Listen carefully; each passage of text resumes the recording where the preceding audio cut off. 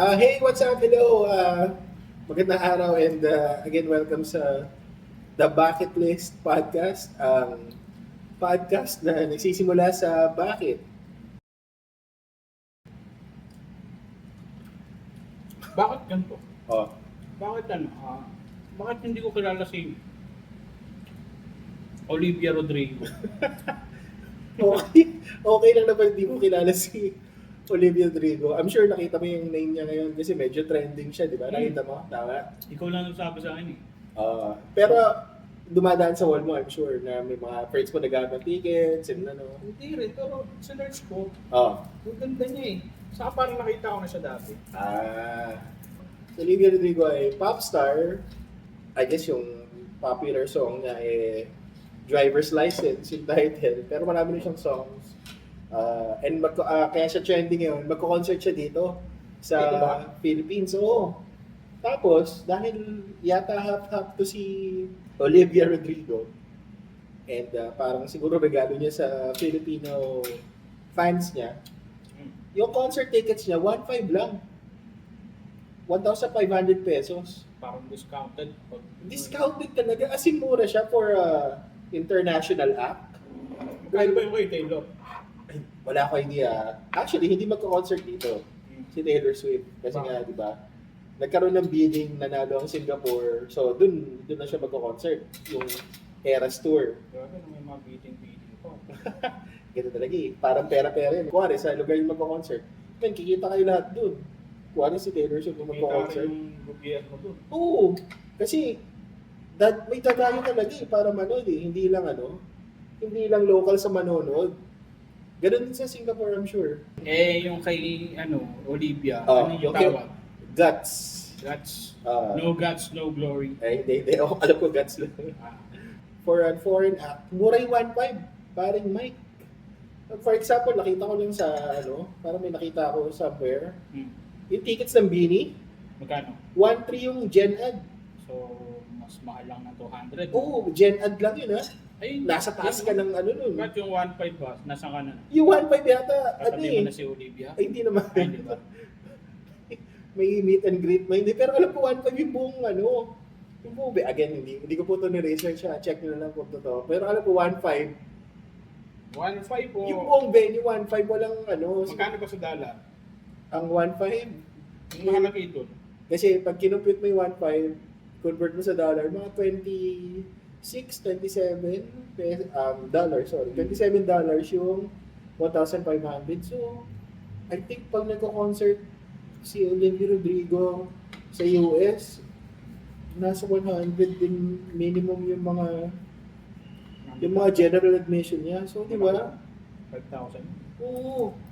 Ang laking mura talaga. So, binibigyan niya talaga ng love ang kanyang Filipino fan. So, Yung si Bruno Mars ba magkano?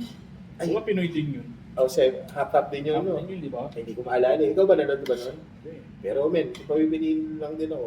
Feeling ko nga, mas trip ko manood ng Bruno Mars Oo, concert. kasi kabisado na. Halos kabisado na rin yung Yung mga songs niya. Yung 1,500, Mm. talagang, kahit hindi ako interested, kuwari, wala lang akong ginagawa, manonood din ako eh.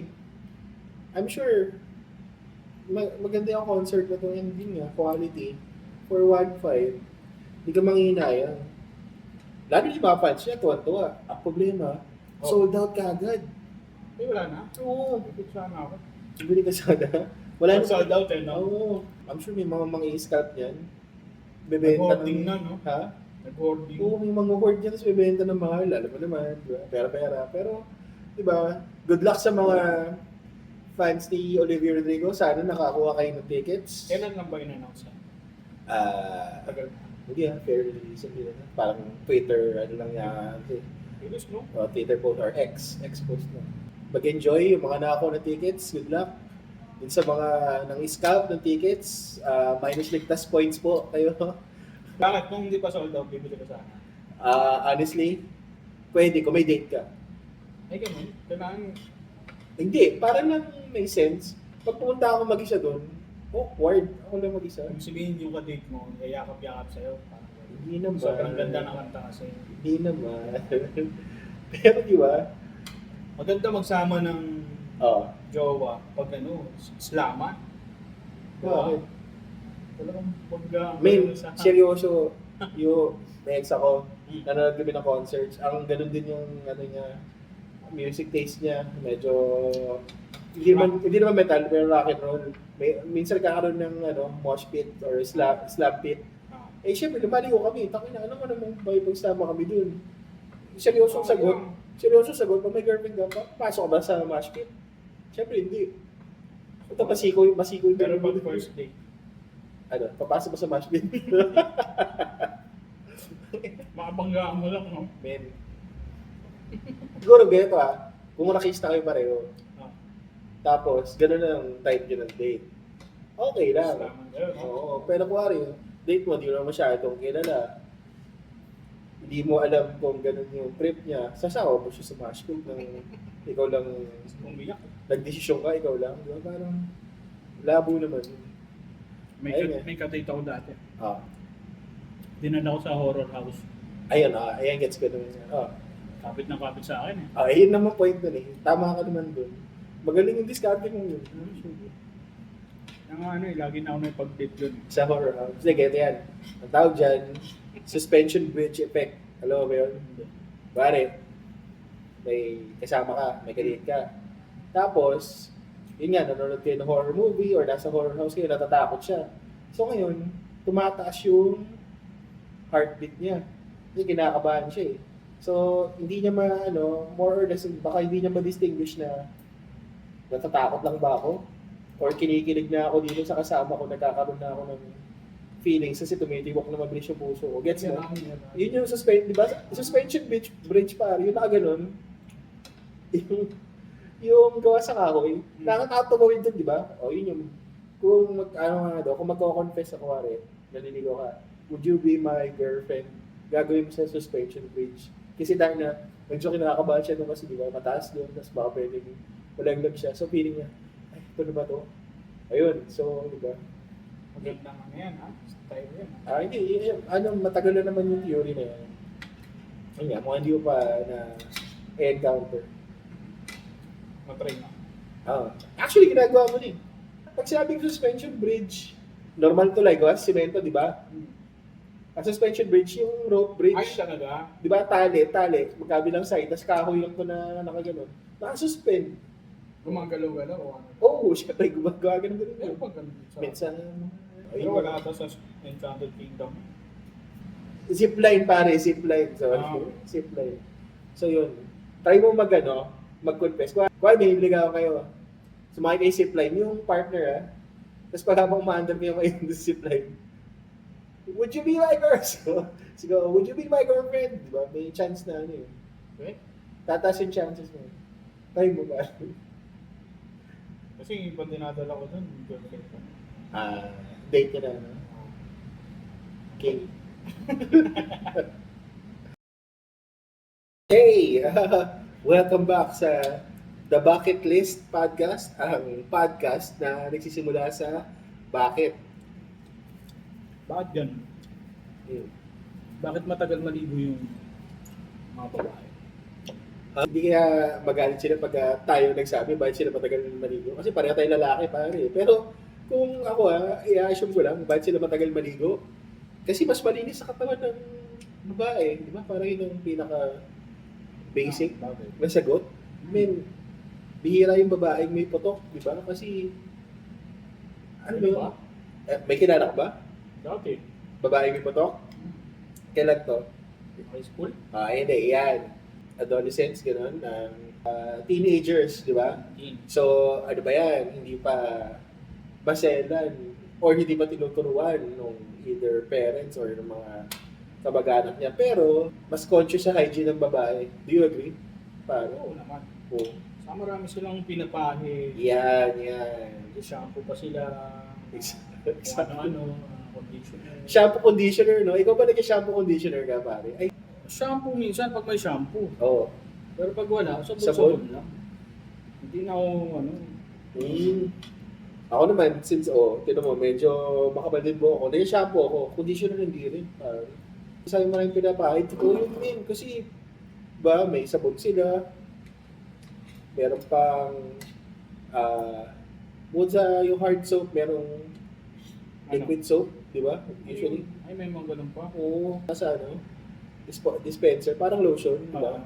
May mga ganun pa sila. Tapos, may feminine wash, di ba? Siyempre, iba pa yung ginagamit nila sa ano. So, yun pa, tayong mga lalaki, Ano yun? PH Care pa, hindi ko nakakita ng commercial ng PH Care. Hmm. Yung nasa bote. Yung babae, dalawang ginagamit na product sa buhok, shampoo, conditioner. Tapos, sa katawan nila, hindi lang nag-hard soap yan. Mag-ano pa. Yun nga, yung it's either liquid soap. Tapos, dun sa body parts nila na sensitive, may ano pa, may different product pa, which is feminine wash na. So, may imagine ko, yun yung isang dahilan. Or yun ang mismo yung dahilan, bakit sila matagal mag-CR. Di ba? Pero pag inatok mo, gusto mo naman. Di lang galit. Di ba? Na-try mo na ba yun? Kumatok sa babae na niligo, kahit sa nanay ko na to ha, nanay ko, hindi ko gagawin yun eh. Murahin ka nun. Sa mall. Teka lang, ba't ka nagsisiyar? Teka, ba't nagsisiyar ka? Ay, sinasabi mo ba yung unisex na CR na? Unisex. Ah, Alam mo sa ano, female? ba't ka kumatok sa female na kaibigan, pare? Meron akong pang shave eh. Bumili ako ng pang sa ano, barbero. Razor? Research yun. Oo nga, Yung yung ginagamit ko sa ulo ko eh. electronic na ano. Ganun din ba yun sa kanila? Hindi ko alam. Madalas sila mag-wax. Blade lang? Ha? Anong wax? Ano ba ang pinag-uusapan natin pang trim ng Pangahit. ano? Pangahit. Oo, pangahit. Oo. Parang bihira ako yung nakikita sa kanila na ano. Kasi men, yung typical natin pangahit, yung razor, yung ganito, yung Gillette. Oo. Men, di ba ganito, nagkakaroon ng ano eh, ganyan, nagkakaroon ng shadow. Yung nakakita ka nun eh, di ba? Yung dinidikit. Tapos biglang pipilasin na gano'n. Nakakita ka nun. Hindi ba pwedeng gamitin ng lalaki yun? Hindi ko gagawin yun. Masakit yun eh. Ang gano'n dito. Hindi. Okay na ako sa, yun nga, sa electric shaver. O ano pa? Ay, kasi kaya ka lang kain. Wala akong sabi. May iba ko bang naisip na rason bakit sila magtatagal sa CR? Bukod sa... Baka ano, DOC. Ayaw pakita sa family. Ayan, pwede. Nagda-drugs. Sa CR. Yun yung pinakamalala siguro. Kaya Oo. sobrang tagal, no? Wala kasi ang alam sa mga ganyan.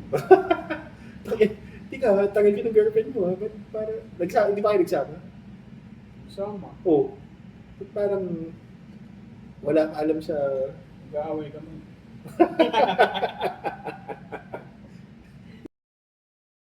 Hi! Welcome back sa The Bucket List Podcast. Ang podcast na nagsisimula sa bakit. Bakit jam ano? Oh. Yung mga sisig, Hmm. may itlog sa ibabaw. Ah. Dati naman wala eh, no? Yun nga. Pare, parang ang tagal ng debate niyan. Sisig with egg or wala. Oo. Kasi, tinan mo yung in-order mo sisig meron, di ba? Dati, yung mga Kapampangan or sa Pampanga galing yung sisig, walang itlog doon. Oo. Hindi na nalagyan na itlog. So, yung normal na ingredients ng sisig, yung tenga ng baboy, may atay, tapos mga sibuyas, mga ganyan, di ba? Pag-isa. Yun yung typical na mga tawag dito, recipe nila. Tapos syempre, kanya-kanyang timpla, di ba? So pag nasa Pampanga ka, pag umorder ka sa restaurant ng sisig, ang ibibigay sa'yo, sisig lang. Oo. Walang itlog. Wala rin mayo, pare. Pero pag dito ka sa Quezon City, Yeah. may itlog na So, ewan ko kung saan galing yung may itlog yung sisig. Hindi ko pa nabasa somewhere kung saan nga galing yan. Pero, anong mas gusto mo? ako, personally, baka magagawa mga Kapampangan eh. Masarap kasi talaga eh. Pag may itlog? Oo. Mga Panganinense ba yan? Mga kabayan. Pang ano? Ano? Pangasinan yung Pangasinan. Ay, okay, sorry. Ano yung mga Kapampangan? Kapampangan. Basta mga trauma natin yung mga Kapampangan dyan. Panggalatok? Panggalatok ba? Ayaw. Hindi ko rin alam yung tawag eh. Basta, ewan ko kung nag-try nyo na yung may itlog. masarap siya. Yung original na sisig ng Pampanga, wala talagang itlog. As in, naka-declare sa batas nila kasi nga, para hindi ma-cultural appropriation ba? Ganun. Kumbaga, ang original, ganito. Baka kasi isipin ng ibang tao, Oh. pag sisig mo itlog. Oo, yun na nga nangyayari. Kasi nga, dito sa Kamaynilaan, kahit yung mga nagtitinda na sisig sa kanto, may nilalagyan na itlog. Eh, Oo, alam mo yung mga sisig na may stall lang sa mga kalsada yung nagbibenta ng pulutan na styro. Oo, nilalagyan nila itlog yun sa kameo. grabe. Kaya siguro galit na galit yung mga friends natin sa Pampanga. Pero yun nga, masarap kasi talaga siya pag may mayo. Ewan ko, di ba, palasing baboy plus mayo, tapos yung itlog, creamy din kasi may yolk. Ang lasa niya, parang may tamis yung mayo, may tamis yung itlog. Ihahalo mo sa manghang, saka sa salty, Ah, di ba? Yung baboy, saka yung kalamansi. Saka, yun nga, yung zest, yung kalamansi. Solid eh. So, yun yung dagdag siguro nung mayo, saka ng itlog. Yung cream. Madalas pulutan yan eh, no? Oh, exacto. Automatic pag umorder ka ng beer, ang pulutan mo, Sisig. si Siguro toko Toko yung second. nachos. Nachos, yung nachos na rin. Tayo na lang naganda dito eh. Yung mga resto lang yan. Ikaw ba? Ano ang paborito mong, Sisig. di ba? Automatic yan pag uminom ako. Sisig, no? Kasi mahal yung crispy pata eh. Kasi Pang mayaman yun eh. yung crispy pata nasa 500 to 800 pag nasa resto ka eh. Yung sisig, nasa 300. 100, 200 plus. Hindi, pag resto ka naman, mga 200. Oo, sa bagay. Pag nasa kanto ka, 100 lang. Yung naka-styro. Nagmamahal ng sisig lalo na kapag yung restaurant. Talaga ano? yung restaurant na yung kilala sa mga Sa pulutan. sa luto na masarap talaga. Gaya ng Yan, sisig. Mahal yan pag ganyan. anong restaurant nga yung masarap yung sisig na alam mo? Masarap yung sisig sa Sari ah. Ay, may show pala kami doon sa Sari. Grabing Sari promotion. Makati. Grabing promotion. Naisip mo ba yun? Oo, sarap yung sisig mo parang gano'n rin. Ito, I'm sure marami mag-agree. Marami naman kumakain dito sa Jerry's Grill, di ba? Oo. Yung Jerry's Grill, isa yun sa mga naglabas ng crispy sisig. Right? Ayun po, magandang gabi. Kayo po yung visitors ni Attorney Ed? Ayan, sige po.